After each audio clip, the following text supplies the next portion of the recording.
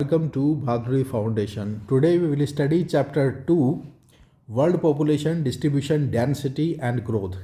Class 12th की NCERT है ये. इसको हम एकेडमिक पर्पस के लिए क्लास 12th के स्टूडेंट्स के लिए और यूपीएससी कैंडिडेट्स के लिए पढ़ेंगे. इंपॉर्टेंट पॉइंट्स ही जो इंपॉर्टेंट कंटेंट है इस चैप्टर का उसे पढ़ेंगे ताकि कम टाइम में चैप्टर कंप्लीट हो जाए और रिवीजन हो सके अगेन एंड अगेन इसको सुन के. तो let's start this chapter. The world population distribution, density and growth. The people of a country are its real wealth. Country का जो रियल वेल्थ है वो उसके लोग हैं. It is they who are the actual resources and make use of the country's other resources and decide its policies. Ultimately, a country is known by its people. कोई भी देश उसके लोगों से जाना जाता है और जो एक्चुअल रिसोर्सेस है वो लोग हैं, क्योंकि जो फिजिकल रिसोर्सेस है उनको यूज़ करके ही तो उनको बेनिफिशियल बनाया जा सकता है बाय द ह्यूमन बीइंग. तो अगर ह्यूमन बीइंग ना हो, अगर लोग ना हो, तो जो फिजिकल रिसोर्सेस है वो किसी काम के नहीं हैं.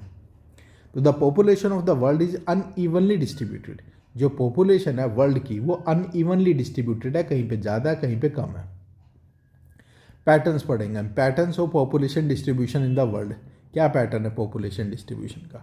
तो the patterns of population distribution and density, मतलब कहीं पे ज़्यादा कहीं पे कम क्यों है, density, help us to understand the demographic characteristics of any area.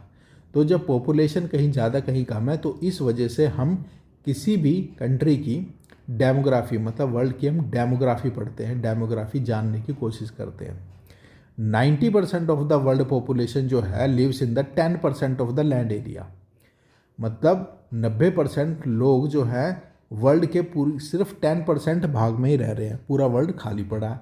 मतलब डेंसिटी वहाँ कम है, सिर्फ 10% एरिया में डेंसिटी ज़्यादा है. क्यों? Reason, 10 most populous countries of the world contribute about 60% of the world population.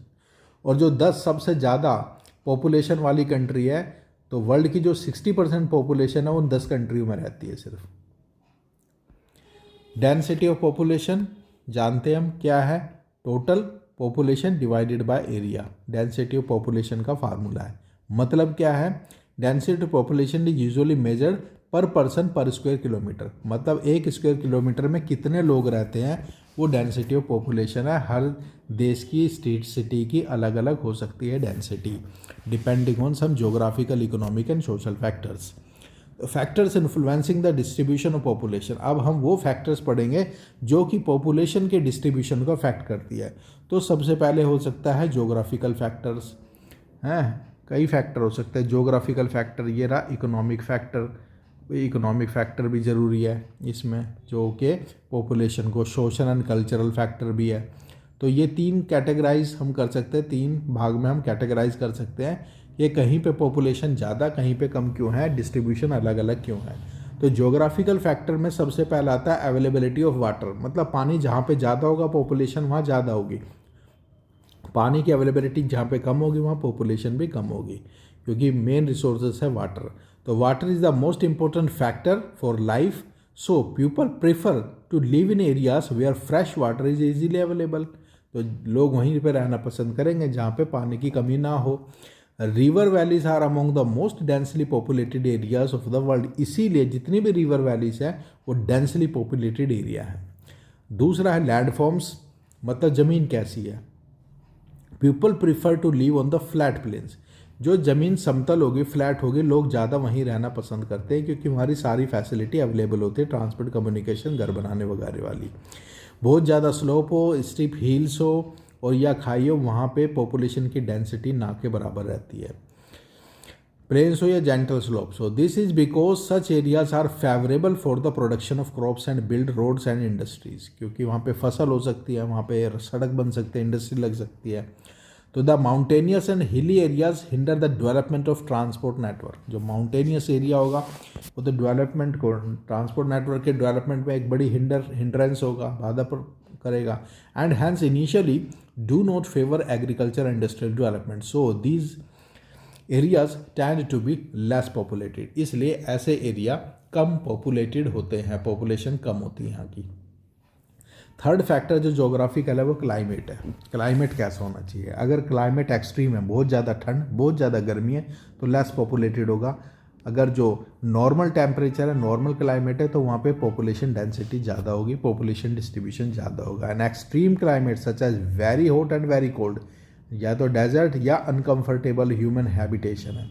Uncomfortable है ह्यूमन हैबिटेशन के लिए areas with a comfortable climate where there is not much seasonal variation attract more people.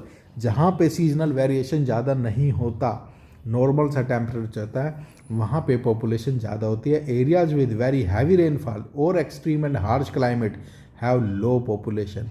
Mediterranean regions were inhabited from early periods in history due to their pleasant climate.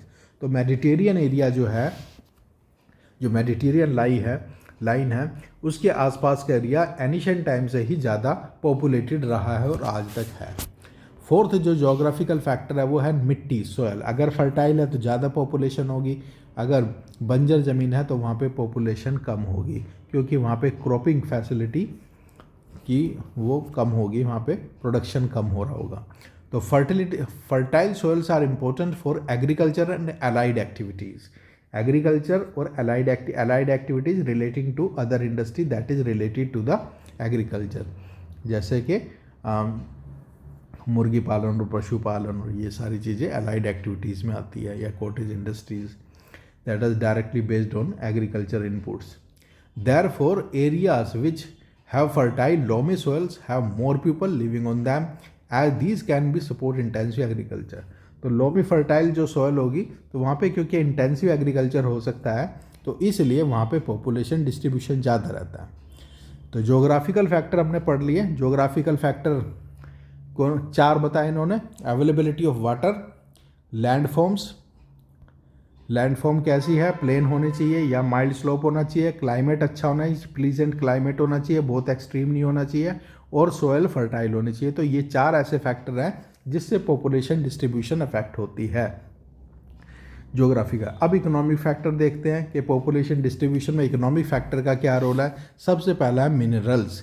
Areas with mineral deposits attract more industries means more people, because industry need worker, तो वहाँ पे population ज़्यादा हो जाएगी जहाँ पे minerals होगी, क्योंकि वहीं पे इंडस्ट्री लगेगी, वहीं पे ट्रांसपोर्ट कम्युनिकेशन की फैसिलिटी आएगी, तो पॉपुलेशन ऑब्वियसली वहाँ पे ज़्यादा हो जाएगी। तो mining and industrial activities generate employment, so skilled and semi skilled workers move to these areas and make them densely populated, और वहाँ का एरिया डेंसली पॉपुलेटेड हो जाता है। दूसरा जो इकोनॉमिक फैक्टर हो सकता है वो है urbanisation. Cities offer better employment opportunities, educational, medical facilities, better means of transport and communication. जहाँ पे भी अर्बनाइजेशन होगी, मतलब वो सिटी बन गया, और जब वो सिटी बन गया तो वहाँ पे एजुकेशनल अपॉर्चुनिटी, एम्प्लॉयमेंट अपॉर्चुनिटी, अस्पताल, स्कूल, सब कुछ वहाँ पे फैसिलिटी होगी। That is why that area would attract more population. तो गुड सिविक एमिनिटीज़ हो गया, and the attraction of city life draws people to the cities, it leads to the rural to urban migration and cities growth in size. और इससे क्या होगा, क्योंकि rural area के भी कुछ लोग जाके अर्बन एरिया में बस जाएंगे, सिटी में बस जाएंगे, जिससे पॉपुलेशन बढ़ जाएगी। तो ये है इकोनॉमिक फैक्टर। थर्ड जो इकोनॉमिक फैक्टर हो सकता है that attract more population is the industrialisation. Industrial belts provide job opportunities and attract large number of people. Industry belt में जॉब होगी तो लोग आएंगे। These include not just factory workers but also transport operators, shopkeepers, bank employees. ये सभी industrialisation hub के आसपास रहने लगेंगे, पॉपुलेशन बढ़ जाएगी। Japan is the thickly populated because of the presence of number of industry. जैसे जापान का एग्जांपल ले लो, थिकली पॉपुलेटेड है, सिर्फ वहीं पे ज़्यादा, जैसे कोब ओसाका रीजन जो है जापान का, वो थिकली पॉपुलेटेड है, क्योंकि वही रीजन, ये कोब ओसाका रीजन ज़्यादा इंडस्ट्रियलाइज्ड है, और बाकी एरिया में डेंसिटी कम होगी। सोशल एंड कल्चरल फैक्टर्स क्या हो सकते हैं that attract more population. Some places attract more people because they have religious और कल्चरल सिग्निफिकेंस के कुछ एरियाज होते हैं, वहाँ पे पॉपुलेशन ज़्यादा होती है। People tend to move away from the places where there is a social and political unrest. जहाँ पे भी सामाजिक और राजनीतिक दंगे होंगे, वहाँ से लोग भाग जाएंगे और वहाँ पे पॉपुलेशन डेंसिटी कम हो जाएगी। जैसे पुंछ और कश्मीर में आतंकवादी घटनाएं थी तो वहाँ से लोग चले गए, तो वहाँ पे पॉपुलेशन कम हो गई। तो सोशल एंड पॉलिटिकल अनरेस्ट भी एक रीज़न है, सोशल और कल्चरल रीज़न है, जिससे कि population distribution of a particular region is affected. Many times government offer incentive to people to live in sparsely populated areas और move away from the crowded places. कई बार इसीलिए government कुछ incentives देती है, कुछ टैक्स बेनिफिट देती है कि जो स्पार्सली पॉपुलेटेड एरिया है, मतलब जहाँ पे कम जनसंख्या है, वहाँ पे जाके लोग रहें, ताकि जो ओवर पॉपुलेटेड प्लेसेस है वहाँ से थोड़ा बर्डन कम हो। तो हमने इकोनॉमिक रीजन भी पढ़ लिए। इकोनॉमिक रीजन में मिनरल्स की अवेलेबिलिटी, अर्बनाइजेशन और इंडस्ट्रियलाइजेशन, ये 3 फैक्टर हैं that affect the population distribution. फिर जो हमने थर्ड फैक्टर जो पढ़ा है सोशल एंड कल्चरल फैक्टर्स पढ़ा है, जिससे कि सोशल एंड पॉलिटिकल अनरेस्ट नहीं होना चाहिए, और कल्चर और रिलीजियस सिग्निफिकेंस के जो प्लेसेस होते हैं वहाँ पे पॉपुलेशन ज़्यादा होती है। अब हम पढ़ेंगे population growth. The population growth और the population change refers to the change in the number of inhabitants of a territory during a specific period of time. मतलब एक साल में जितनी पॉपुलेशन इंक्रीज हुई है उसको पॉपुलेशन ग्रोथ बोलते हैं या पॉपुलेशन चेंज बोलते हैं। दिस चेंज में भी positive as well as negative. तो पॉपुलेशन ग्रोथ पॉजिटिव भी हो सकते हैं, नेगेटिव भी। संख्या बढ़ गई तो पॉजिटिव पॉपुलेशन ग्रोथ है, अगर संख्या कम हो गई लोगों की तो पॉपुलेशन ग्रोथ नेगेटिव है। तो population change in an area is an important indicator of the economic development, social upliftment, historical and cultural background of the region. तो पॉपुलेशन बड़ी है, इंपॉर्टेंट इंडिकेटर क्या है कि इकोनॉमिक डेवलपमेंट हुआ है, सोशल अपलिफ्टमेंट हुआ है, हिस्टोरिकल एंड कल्चरल सिग्निफिकेंस का वो रीजन है। पॉपुलेशन बढ़ने का तो ये मतलब है। तो growth of population, change of population in particular area between 2 points of time is known as growth of population की डेफिनेशन हो गई। मतलब over a period of time, over a particular period of time, if there is change in the population it means there is a growth of population if the population has increase. Natural growth of population क्या होती है? This is the population increase by difference between birth and death rate at a particular region between 2 points of time. Natural growth of population वो होती है कि जितने birth और death हुई है उसके अकॉर्डिंग अगर एक पर्टिकुलर पीरियड में पॉपुलेशन बढ़ी है तो उसे नेचुरल ग्रोथ बोलते हैं। तो natural growth birth and death का डिफरेंस है। Actual growth of population this is birth death plus migration. और एक्चुअल की बात करें तो डेथ और बर्थ और डेथ में तो डिफरेंस प्लस जो लोग बाहर से आए हैं इन हुए माइग्रेशन, इन माइग्रेशन, और जो लोग यहाँ से बाहर चले गए आउट माइग्रेशन, उसको भी फैक्टर आउट करके जो निकाली जाती है उसे एक्चुअल ग्रोथ बोलते हैं, एक्चुअल पॉपुलेशन ग्रोथ बोलते हैं। Positive growth of population this happens when the birth rate is more than the death rate. मरे कम है, पैदा ज़्यादा हो गए तो पॉजिटिव ग्रोथ रेट हो गई पॉपुलेशन की। अगर बर्थ कम है और डेथ ज़्यादा हो गई तो नेगेटिव पॉपुलेशन ग्रोथ हो जाएगा। Component of population change. अच्छा, जो पॉपुलेशन में चेंज आता है वो क्या क्या कंपोनेंट होते हैं उसमें? तो देयर आर 3 कंपोनेंट होते हैं। एक बर्थ हो गया, एक डेथ हो गया, एक माइग्रेशन हो गई। माइग्रेशन इन भी हो सकती है और माइग्रेशन आउट भी हो सकती है। तो there are 3 components of population, birth, death and migration. तो ये 3 कंपोनेंट है पॉपुलेशन चेंज के। क्रूड बर्थ रेट CBR बोलते हैं। Crude birth rate is expressed as number of live birth in a year per 1000 population. मतलब 1000 population पे कितने birth हुए हैं उसे क्रूड बर्थ रेट बोलते हैं, अगर हम डेथ को कंसीडर नहीं कर रहे तो। इट इज़ कैलकुलेटेड, कैसे कैलकुलेटेड करता है CBR? BI stands for live birth during the, और जो P है stands for mid year population. P mid year population, live birth into 1000 तो CBR निकल जाती है। Population growth occurs not only by increasing the birth rate but also due to decreasing death rate. तो population growth ना केवल birth से होती है, बर्थ बढ़ने से होती है, बल्कि डेथ रेट कम होने से भी, due to better medical facilities. जब डेथ रेट कम होती है तो उससे भी पॉपुलेशन ग्रोथ होती है। तो crude death rate CDR is a simple method of measuring the mortality of any area. तो किसी भी एरिया में कितनी मृत्यु हो रही है, कितनी मोर्टैलिटी हो रही है, उससे हम CDR निकालते हैं, क्रूड डेथ रेट। CDR का फार्मूला ये है, CDR crude death rate, D stands for number of death और P stands for estimated mid year population. Mid year में कितनी पॉपुलेशन थी, डेथ कितनी होगी, उसको 1000 से मल्टीप्लाई कर दो तो CDR निकल जाती है, क्रूड डेथ रेट निकल जाती है। By and large mortality rates are affected by the reasons demographic structure, social advancement, levels of its economic development. तो डेथ रेट है किसी भी एरिया की, वो वहाँ की डेमोग्राफिक स्ट्रक्चर जैसे कि सोशल एडवांसमेंट कितनी है वहाँ पे, लेवल ऑफ इकोनॉमिक डेवलपमेंट कितना है, उससे अफेक्ट होती है। माइग्रेशन एक इम्पॉर्टेंट फैक्टर है सोशल चेंज का, बर्थ रेट और डेथ रेट को इंक्रीज करने का या पॉपुलेशन में चेंज लाने का।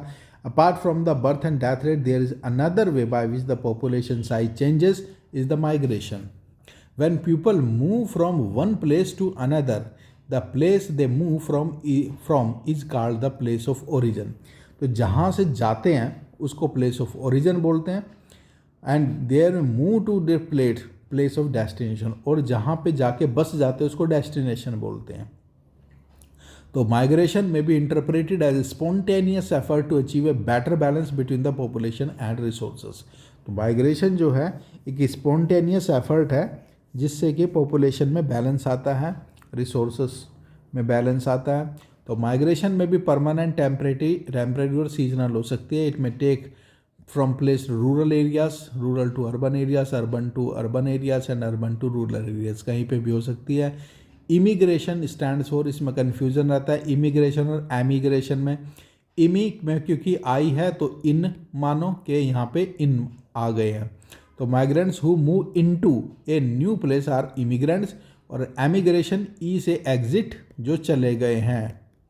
Emigration, migrants who move out of a place are called emigrant. So people migrate for a better economic social life. There are two sets of factors that influence migration. तो जो migration होती है वो economic और social betterment के लिए होती है। तो दो तरीके के फैक्टर होते हैं जो माइग्रेशन को अफेक्ट करते हैं, एक होता है पुश फैक्टर, एक होता है पुल फैक्टर। तो push factor make the place of origin seem less attractive, इससे place of origin less attractive होता है, तो पुश होता है उनको बाहर जाने के लिए।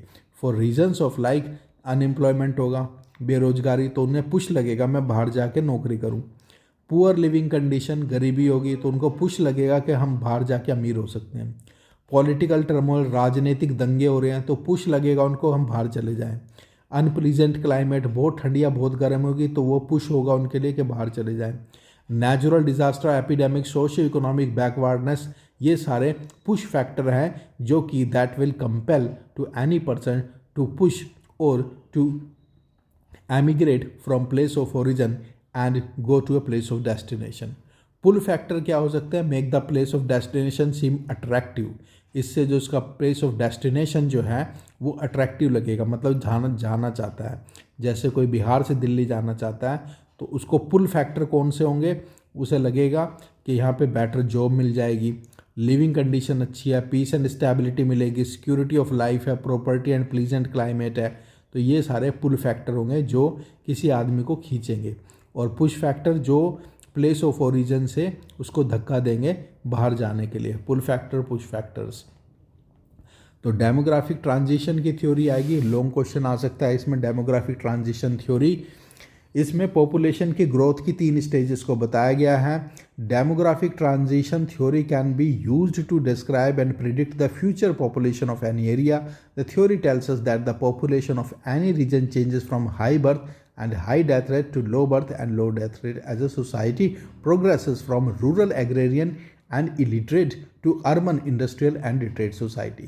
तो डेमोग्राफिक ट्रांजिशन थ्योरी ये बताती है कि जब सोसाइटी जो इलिटरेट थी, एग्रेरियन टाइप की थी, तो उसमें बर्थ रेट और डेथ रेट दोनों हाई था। लेकिन जैसे जैसे सोसाइटी लिटरेट होती है, एग्रेरियन से इंडस्ट्रियल सोसाइटी बनती है और सर्विस सेक्टर वाली सोसाइटी बनती है, और due to better medical health facilities, तो वहाँ की पॉपुलेशन जो है मतलब बर्थ रेट भी कम हो जाती है और डेथ रेट भी कम हो जाती है।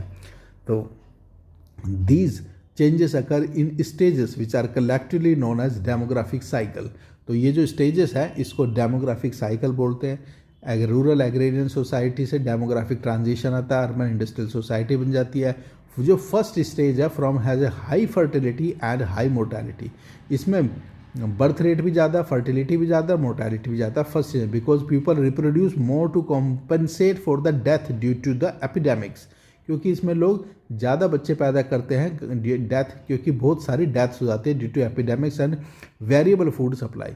The population growth is slow, और पॉपुलेशन ग्रोथ जो है इसमें स्लो होती है क्योंकि जितने बच्चे पैदा होते हैं मर भी जाते हैं। And most of the people are engaged in agriculture where large families are an asset. तो ज़्यादातर सोसाइटी जो एग्रीकल्चरल होती है, तो पॉपुलेशन ज़्यादा होना, फैमिली बड़ी होना उनके लिए एक असेट होता है क्योंकि सारे बच्चे खेत में काम करते हैं। तो लाइफ एक्सपेक्टेंसी लो होती है बहुत, people are mostly illiterate and have low levels of technology.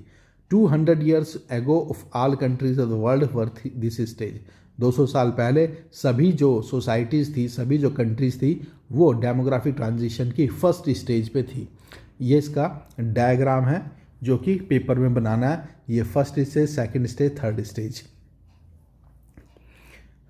यहाँ पे CDR बनाना है और बर्थ रेट, और यहाँ पे टाइम बनाना है।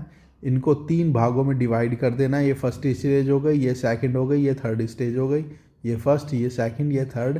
इसमें बर्थ रेट को,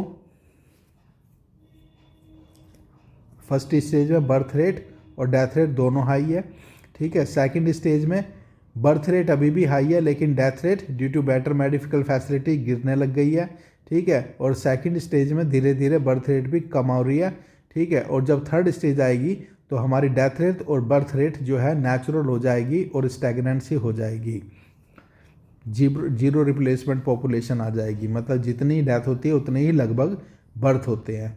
तो ये डेमोग्राफिक ट्रांजिशन थ्योरी है।